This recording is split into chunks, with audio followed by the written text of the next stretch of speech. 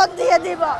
ভাই পারলে আমার খবরের মৃত্যুর খবর তারা বুঝাইয়েন যে আমার চাকরিটার জন্য, আমার অধিকারটার জন্য পরে আছে কে কি শুনতেছে না আমরা।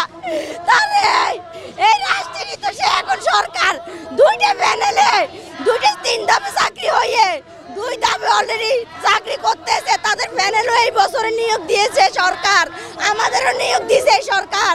তো কেন আমাদের সাথে এত বৈষম্য বলেন তো? আমরা জীবন রাখতে চাই না, আমার এই বাচ্চাটি দুইটা নিয়ে আমি এই রাজপথে জীবন দিয়ে দিব। ভাই পারলে আমার খবরের মৃত্যুর খবর তারা বুঝাইয়েন যে আমার চাকরিটার জন্য,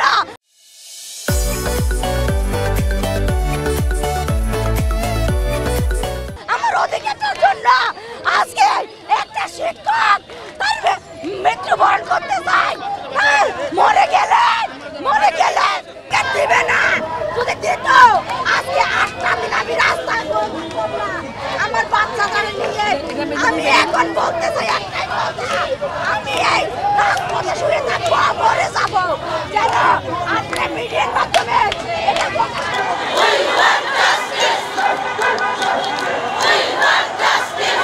আমাদের কেউ আমাদের এখন পর্যন্ত আশ্বাস দেয়নি যে আমাদের চাকরি ফেরত দেওয়া হবে না কি করা হবে।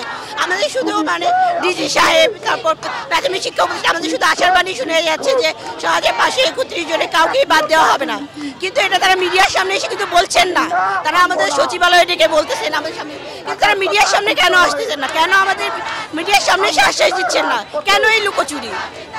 আমাদের এই লুকোচুরি আমরা এখনো রাজপথে, আমাদের দাবি না হওয়া পর্যন্ত আমরা রাজপথেই থাকবো। আসলে আপনারা সবাই জানেন আমরা আমাদের রায় প্রদানে বা আমাদের কোর্ট কার্যক্রমে কালক্ষেপণ হওয়ায় আমরা 14 জানুয়ারি একটি সংবাদ সম্মেলন করি। সেই সংবাদ আমরা মানববন্ধন করি। আমাদের মানববন্ধনে আমার ডক্টর বিধানরঞ্জন স্যার আমাদেরকে ডেকে নিয়ে গিয়েছিল এবং তিনি আমাদের আশ্বস্ত করেছিল তোমরা আমাদের পরিবার, তোমরা রাস্তায় থাকা মানে আমাদের রাস্তায় থাকা। আমরা তার আশ্বস্তের কথা শুনি এবং উনি আমাকে বলেছিল তোমাদের 6531 জনের কিছু হবে না, আমি এটা বলছি। তার এই আশ্বাসের কথা শুনে আমরা সবাই শান্তিপূর্ণভাবে রাস্তা ছেড়ে দিয়েছিলাম, কিন্তু গত 6 তারিখে তার সেই আশ্বাসের ব্যত্যয় ঘটেছে, আমাদের সবাইকে গণহারে বাতিল করে দেওয়া হয়েছে। আমি একটা কথাই বলতে চাই, আজকে সবাই অনেকে বলে যে আমরা এখানে অবৈধভাবে আন্দোলন করছি, যে প্রজ্ঞাপনটা ফ্যাসিস্ট হাসিনা তার ক্ষমতায় থাকার জন্য আমাদেরকে দিয়ে গিয়েছিল, যেখানে হাসনাত আব্দুল্লাহ নিজে স্বয়ং বলেছে যে আমাদের সাথে আলোচনা না করে, কোনো সংস্কার আমাদের সাথে না করে একটা ঢালাওভাবে তারা ক্ষমতা চিরস্থায়ী করার জন্য রায় দিয়েছে। সেই রায়ের বিপরীতে ডক্টর মোহাম্মদ ইউনূস যেখানে আমাদের 6531 জনকে সুপারিশপ্রাপ্ত করেছে, কিভাবে আমাদেরকে বাতিল করে দেওয়া হয়?